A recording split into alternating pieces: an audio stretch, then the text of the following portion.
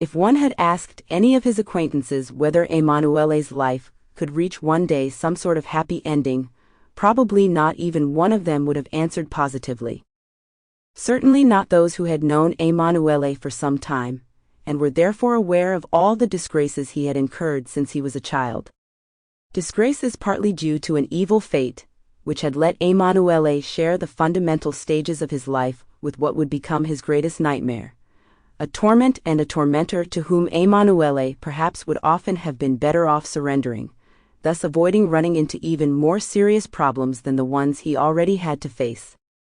Anyone would realize that fate hadn't been too kind to Emanuele in making him grow up in constant contact with Simone, because already from childhood it was clear that Emanuele had everything to lose from that closeness. If at the beginning he and Simone had become friends in the gardens they frequented, accompanied by their parents,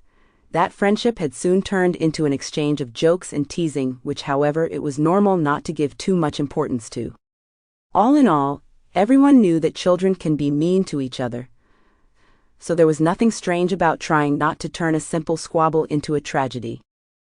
The problem was that those squabbles invariably ended with little Emanuele in tears, while Simone ran every time to boast to the female friends of both about how he knew how to keep in his place what they all began to see as a crybaby. The way they saw Simone was naturally quite different,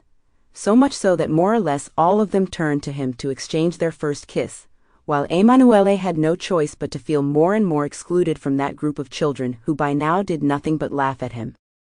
During primary school and then middle school, things only got worse, especially because Simone was growing up much faster than Emanuele, until the situation got critical when the two found themselves in class together in high school. For both of them the time had come for their first true loves, which for Simone meant the discovery of sex and of feelings he had never felt before, while for Emanuele it all translated into seeing every girl he had a crush on fall madly in love with Simone instead. As if that wasn't enough, Emanuele had certainly not forgotten all the times that Simone had embarrassed or even humiliated him in the past, so he had every interest in not running the risk of finding himself in similar situations again.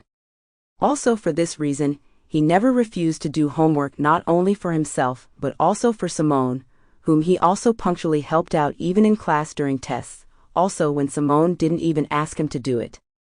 Even the moments of leisure that Emanuele and Simone found themselves sharing with their schoolmates more often than not, turned into tragic memories that Emanuele would have paid gold to forget as quickly as possible. Like when the whole class had gone on a Sample complete.